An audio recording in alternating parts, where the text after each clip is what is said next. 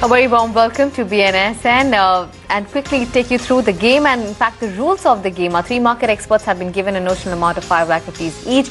They will have to churn their portfolio by discarding 2 stocks and buying 2 new stocks every single day, and if a target price or a stop loss has been triggered, that particular stock needs to be changed out. This goes on from Monday to Friday, and on Friday we calculate the total profit or loss and declare our winner. Let's then introduce participants for this week's game show. We have Sumit Bagadia of Choice Broking, Ruchit Jain is a technical analyst at Angel Broking, as well as Harmesh Khan who's a fund manager at India Nivesh Securities. Gentlemen, a very warm welcome to BNSN, the stock game.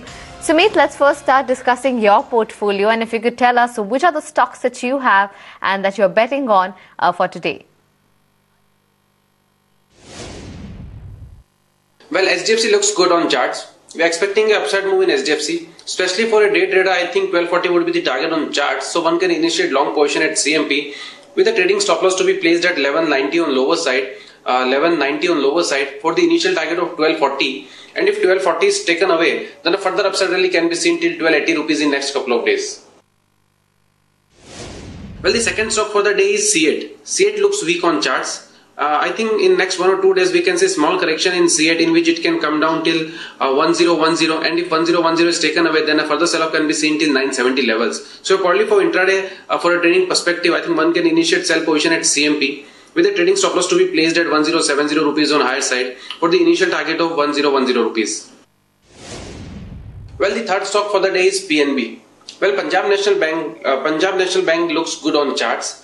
From past couple of days, it has been consolidating at present level. So from here, I think a good upside rally can be seen in next couple of days. Especially for a day trading, one can initiate long at CMP with a trading stop loss of 137 rupees on lower side for the trading target of 142 rupees. And if 142 is taken away, then a further upside rally can be seen till 148 rupees. So overall, Punjab National Bank looks good on charts for the targets of 148. But for a day trader, 142 would be the target with a stop loss of 137 on lower side.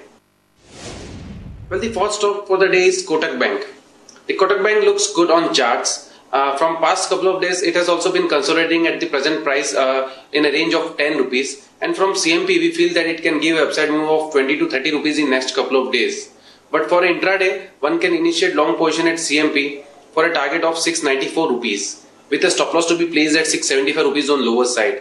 On higher side, it has resistance at 694. Once 694 is taken away, we can see a further upside rally till 720 rupees in next 10 to 15 days time horizon. But for intraday, surely we can see levels of around 694. So day traders can initiate long position at CMP with a stop loss to be placed at 675 rupees on lower side for the initial target of 694 rupees. Okay, that is Sumit's portfolio there. 4 stocks which he's betting on, HDFC being one, a buy call on that one, a sell call coming in on C8, a buy call coming in on Punjab National Bank as well as Kotak Bank. Let's get on both Ruchit as well and discuss about his portfolio. Ruchit, let's first talk about Aditya Birla Nuvo. You've decided to go long on this one, and the stock and the target price that you've set out is about 2,130. What's your expectations from Aditya Birla Nuvo, and if you can tell us about your rationale there? Good morning. Well, I've placed a bet on Aditya Birla Nuvo futures. If we just observe the last 3-4 trading sessions, the stock is trading sideways. This has led to a formation of a bullish flag pattern on the hourly charts, and we are expecting a trading up move in this stock. So just for an intraday purpose, I think the stock would move up to 2130, and that's where I have placed my target. Traders can keep a stop loss below 2035 on their long trades. That's a call coming in on Aditya Birla Nuvo Group, currently trading at around 2092, and the stock is seeing an upside of 0.5%. However, still far from the target price that Ruchit has sent out. Let's shift focus then to Dabur India. That is Ruchit's next pick. Today it's trending lower, losing about 1.5%. But a chart of about 1 month and 3 months, and in fact we'll take a closer look at market internals to really find out how the stock has performed over the short period of time. It'll be interesting to see. In fact, over the last 1 month, there has been a marginal gain. The stock has gained about 1%. Though over the last 3 months, it has lost about close to 2%. So pretty range bound, so to say, the session has been for Dabur India. Ruchit, what's your rationale? What is it that you like about Dabur India that you've decided to go long and in fact place a target price of 287? Dabur seems to be looking good at current levels, although largely it is moving in a broad range and we are expecting the stock to test the higher end of the range. It's just a short-term bet wherein we are expecting the stock to move up to the higher end of the range, which is seen around 287 to 88. So with a target of 287, one can look to buy the stock for a days or two perspective, and stop loss could be kept below 274. Okay, Dabur India down in trade in today's session, 1.5% down. Let's get a check on Indiabulls Housing Finance as well and find out how that stock is performing at this point of time. Well, has given up those gains or the spike that it saw. It's down in trade, by it's up in trade rather by about 0.5% at this point of time. But of late, a lot of these housing finance companies have been in focus, and just purely on the technicals, over the last 1 month, the stock has lost about 7%. And over the last 3 months, interesting to see how the stock has really panned out over the last 3 months to actually get a technical perspective there. Ruchit, you've decided to go short on Indiabulls Housing Finance. Tell us, what is it that makes you bearish on this stock?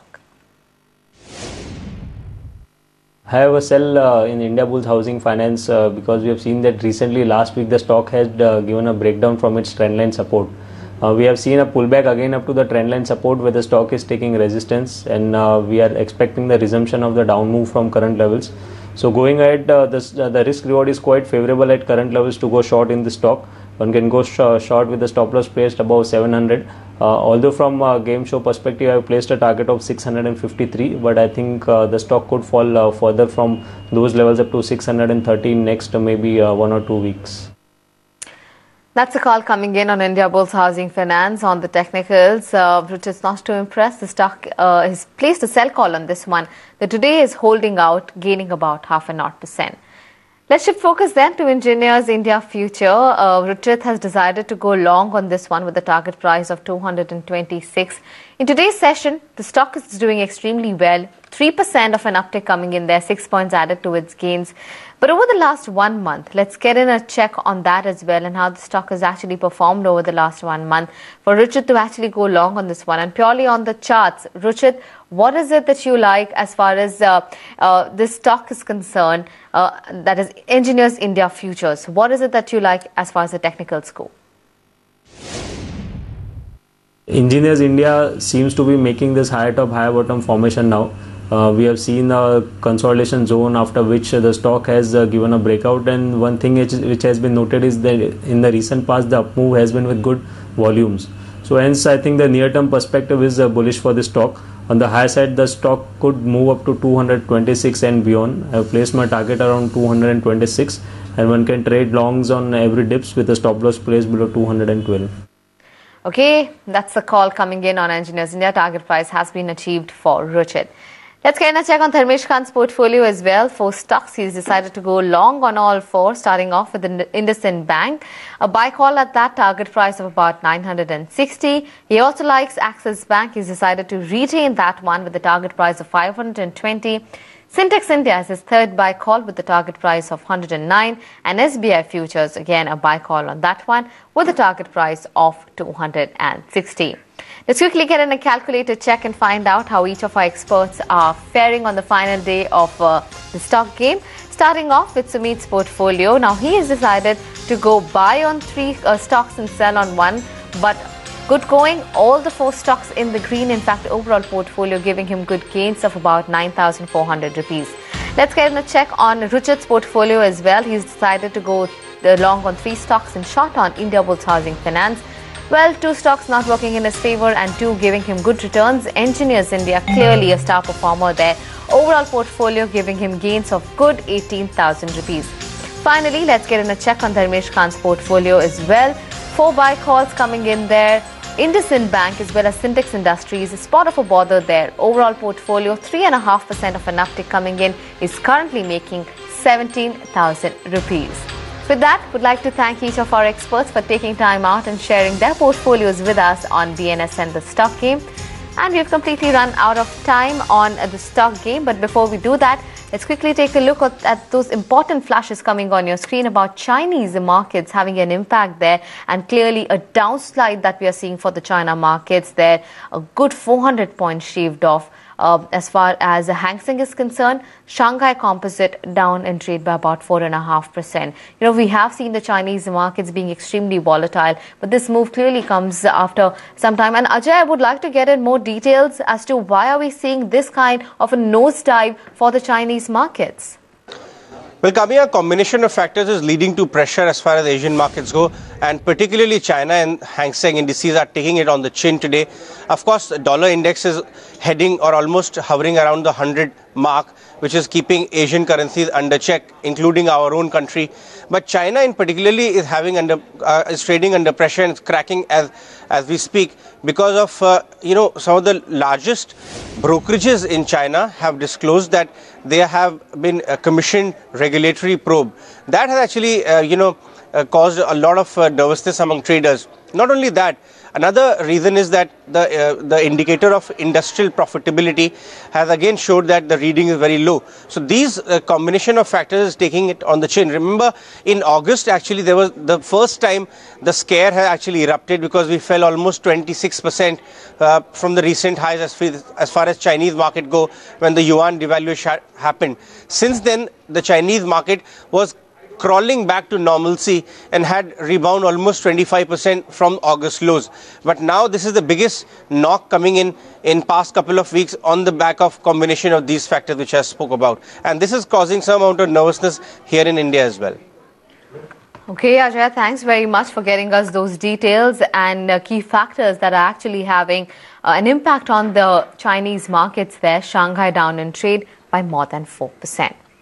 And with that, let's then slip into a short break, and clearly it's a wrap on BNS in the stock game. But on the other side, we have Market Sense. Stay tuned.